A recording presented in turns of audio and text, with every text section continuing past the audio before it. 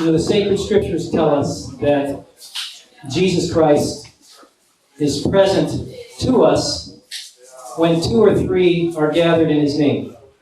And Jesus Christ, who is the way, the truth, and the life, is present to us in the spirit of joy and fellowship with which we gather tonight. And in the words of St. Augustine, in the great epigraph on the program, the happy life is joy in the truth. The happy life is joy in the truth. It is my hope that this soiree will be the first of many such gatherings to celebrate the great joy and truth of God's goodness. Before I begin these formal remarks, I'd like to recognize, first of all, Sean Fitzpatrick, the present and third headmaster of St. Gregory the Great Academy.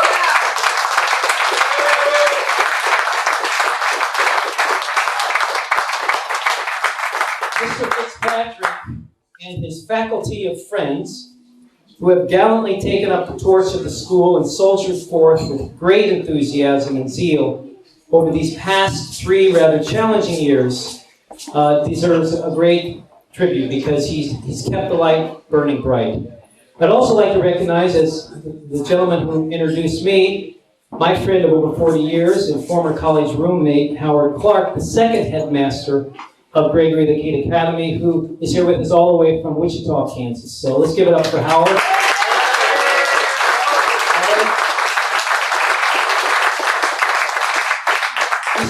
We swore a pact that we would not tell anything about our undergraduate years. Okay? So I'm not going to say anything about him, and he didn't say anything about me, so that's good. Finally, I would like to, as preliminary remarks, recognize and honor another friend who could not be here with us tonight, who was another former college roommate of ours back in the day, Alan Hicks, the first headmaster of Gregory the Academy from 1993 to 2005, 12 years.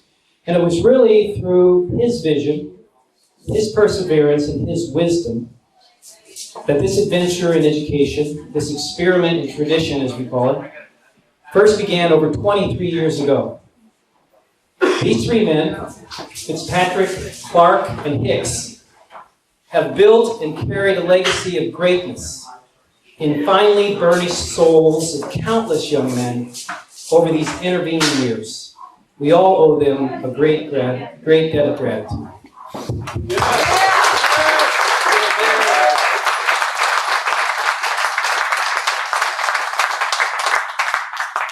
Okay, with that not so brief introduction, I've been invited to speak to you after a 5-course meal and lots of wine. And I promise I would not cause too much grief. But as the wise Augustine said about grief, whenever it's experienced, it should be experienced for not too long. So I hope as you enjoy your dessert, hearing a bishop talk about his long past school days will not cause too much grief. But if it does, I promise you the grief won't be experienced for too long. Brevity, especially when it comes to after-dinner speakers, is truly the soul of wit. And while I cannot promise to be witty, I do promise to be brief. So on a serious note, I do want to share with you some memories of my experience as a student and some reflections on the important work of Gregory the Great Academy. Some of you know that I went to the University of Kansas as a young undergraduate in the early 1970s. And by the way, the Jayhawks just clinched their 12th consecutive Big 12 championship today. We have watched that game in Scott's man cave downstairs. And it was a curve. We had the curve. It would be a gross understatement to say that I was not an honors student. I graduated from a large public high school in suburban Kansas City, where fads and trends in education had prevailed in the place of true and classical intellectual formation. My parents were great and good people, but I did not come from a thriving intellectual culture or upbringing, nor did I come from a thriving spiritual culture. Religion was a kind of periodic background noise growing up in a Presbyterian family that did not always go to church. Not unlike most high school students back then or even today. I had never really considered the great questions in life. I had never asked those questions by the time I got to university. But in God's great providence, I stumbled, as Howard used those words just a minute ago, I stumbled onto what was called the Integrated Humanities Program. As Alan Hicks said to me recently, and this is really true, the Integrated Humanities Program was in many ways a remedial program for uneducated and unformed youth, products of a woefully deficient elementary and secondary school system, both public and parochial, and a diminished culture at large. And Alan Hicks was right. When I arrived at KU, I was like a lot of students at the time, and a lot of students today, mostly rootless, mostly unaware of the rich streams of Western culture and civilization, which I had never really experienced. At KU, I arrived with two overarching interests, sports and the Grateful Dead. Yes, I was a deadhead. And that was really what motivated me in most everything. Well, maybe girls, but I was not unlike so many typical 18-year-olds. So as a freshman, I enrolled in this thing called the Pearson Integrated Humanities Program. This 2-year course of studies was taught by 3 professors, Dennis Quinn, Frank Nellick, and John Seaman. These 3 men were through and through teachers. They understood what many of you understand, that teaching in itself is a noble and worthwhile calling, a kind of vocation that should be fundamentally concerned with the temporal and spiritual welfare of students, the education of the whole person, body, mind, and spirit. Quinn, Nellick, and Sr. also understood something that I didn't realize at the time. They understood that most of the students arriving at KU had very little in the way of intellectual formation at all. Like a lot of students, I had not cracked open a book in my short lifetime, really, seriously, before enrolling at KU. I had a limited sense of history and almost no sense of literature or poetry at all. Like a lot of university students, I had not really read the very basic texts that so much of our Western culture had depended upon for generations up until then. In fact, one of the main reasons I enrolled in the IHP was because of a brochure, which I remember to this day. It was a beautifully crafted brochure with a picture of a typical college freshman in the early 70s. Long hair. We all had long hair back then. And I had hair back then. In fact, I'm honest, the reason why you don't have hair now is because you gave me such a hard time about getting a haircut back then. So God's getting back at you now. But he was standing out in the Kansas wheat field, and you could see behind him the Big Dipper, the stars, and the motto of the program in Latin by that prolific author, Anonymous, Nascantur in admiratione. Let them be born in wonder. And I opened the brochure, and all of the text in the brochure was handwritten in calligraphy. Beautiful handwriting. And immediately, I was taken by the beauty of just the brochure. And my high school buddy, who was my college roommate all 4 years, and who is the current Archbishop of Oklahoma City, we said, wow, this looks like a cool program. Plus, it'll satisfy our English, our speech, and our Western spirit. Our motives were not altruistic. But we did see something that was very unusual and very unique, and it seized our imaginations. And through that brochure, we enrolled in the Integrated Humanities Program. And that was a stroke of divine providence, because we were so unlike unlikely to enroll. When I talk about this, some people think, well, this sounds like it was a honors program, where, the best and the brightest go. Absolutely not. It was a ragtag group of students. And Quinn and Nelligan Sr. also understood that most students coming to the university were suffering from a kind of flat-souled mediocrity. They'd been teaching for decades. Few had ever really looked up at the stars and wondered about the permanent things, like goodness, truth, and beauty. Few had ever listened to music that raises the heart. Few had ever known the thrills of true romance or true friendship. Few had ever felt poetry move their souls.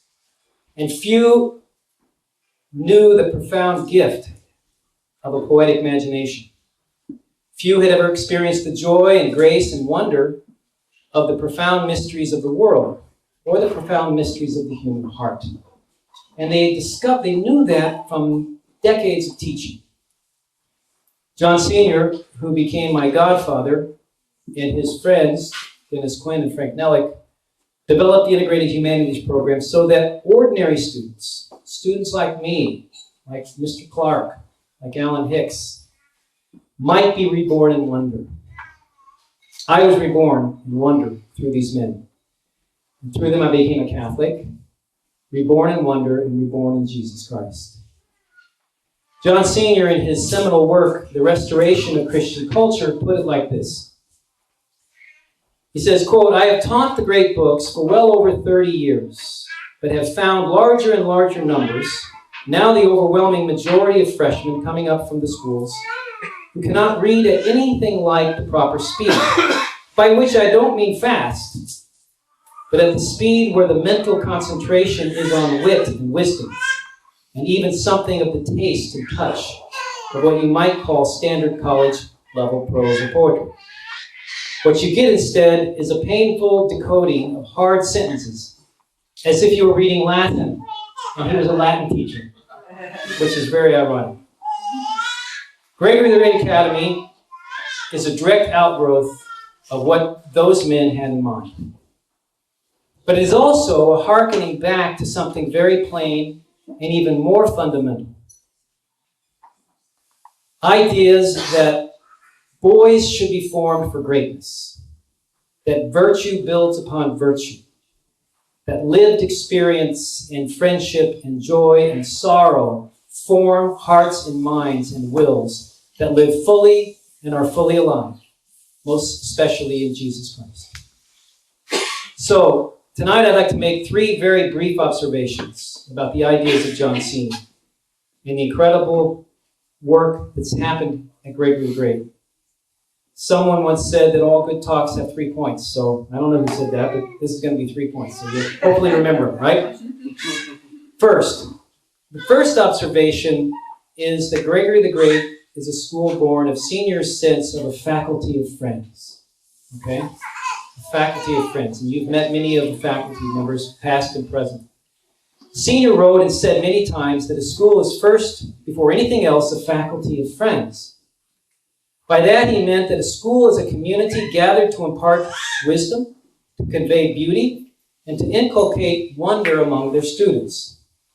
A Catholic school is a living community of joyful disciples of Jesus Christ, forming others, their hearts, their minds, and their wills for Christian discipleship.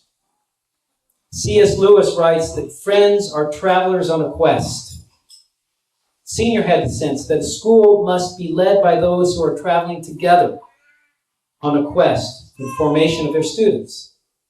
And Senior understood that the friendship, the common mission and commitment of a faculty would be the cornerstone of a living and vibrant culture, an intellectual culture, a spiritual culture, and a rich, robust culture of joy.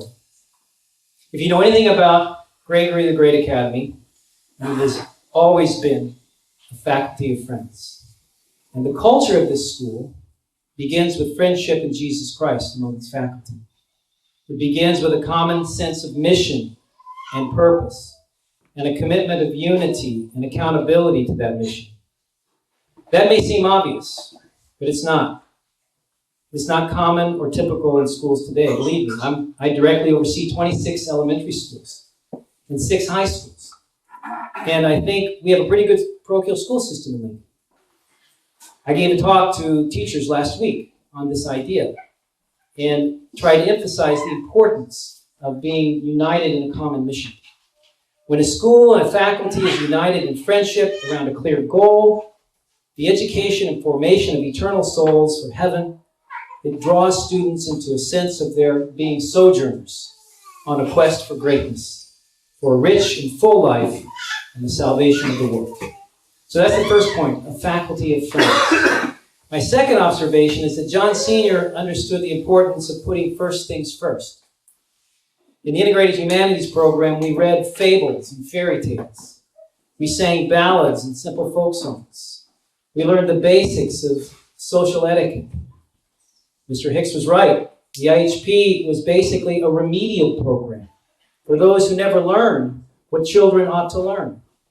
Senior understood that every building needs a good foundation, that towering intellects must begin with basic cornerstones. A young boy who first learns by heart to sing an anthem or a ballad or a folk song will more easily learn to appreciate Gregorian chant or the exalted polyphony of a Palestrina.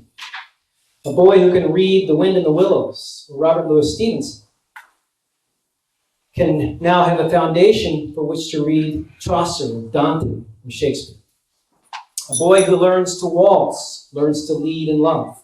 A boy who learns to hike learns to journey on a lifelong quest. A boy who learns to compete well on the rugby pitch, both in victory and defeat. I heard there's a rugby game tomorrow. Will be able to deal better with life's slings and arrows. And a boy who learns to juggle can, pardon the pun, keep a lot of balls in the air as he balances his daily tasks.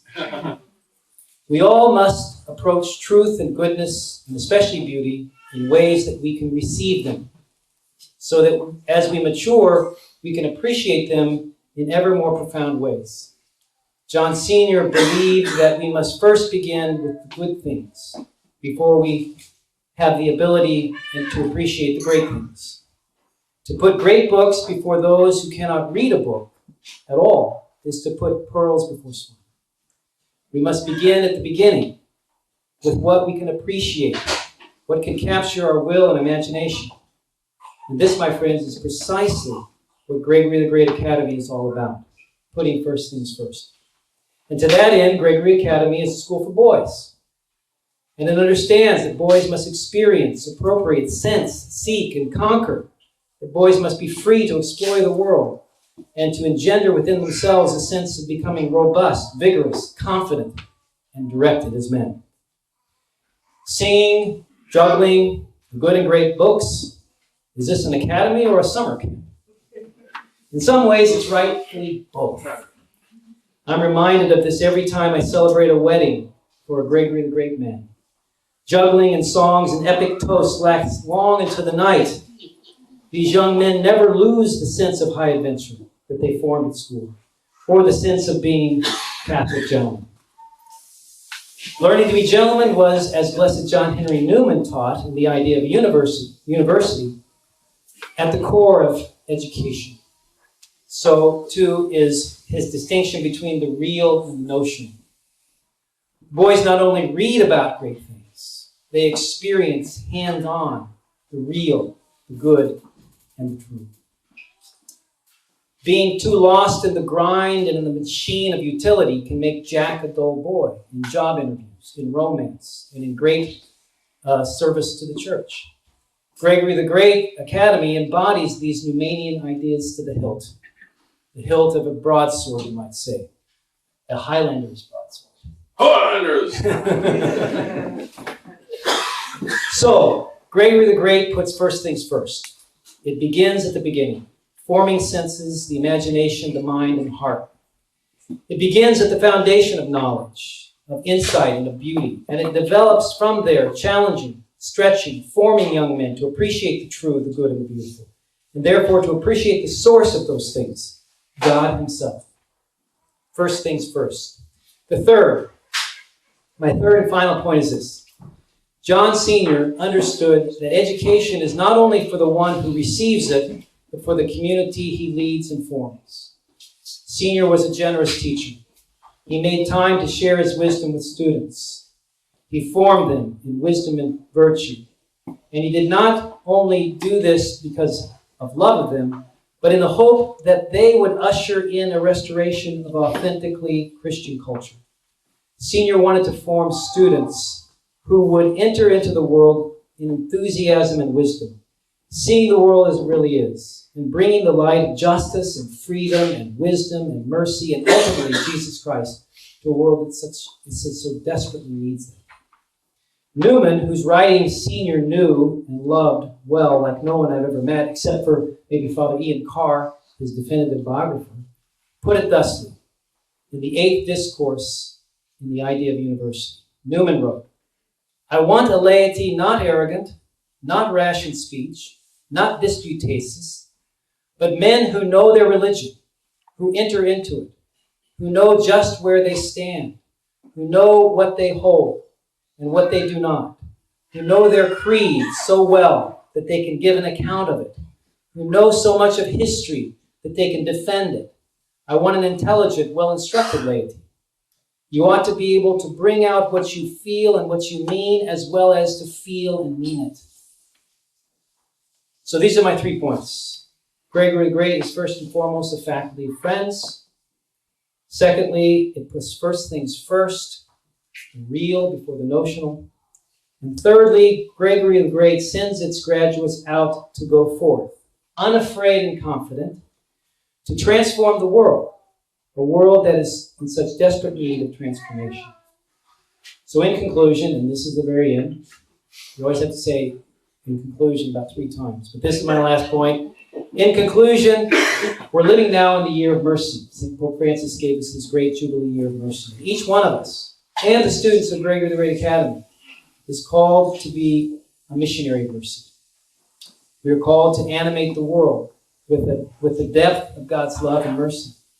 And we're called to know our religion, to know just where we stand, and be able to bring out what we mean and what we feel. Senior knew, as Newman did, and as Pope St. John Paul II knew, that being reborn in wonder would form men and women who could lead the restoration of Christian culture. Gregory the Great Academy follows the mission of my godfather, John Sr., who is wholly dedicated to the restoration of Christian culture. One young man at a time, reborn in wonder and set afire in the world, will do just that. Thank you, and God bless you.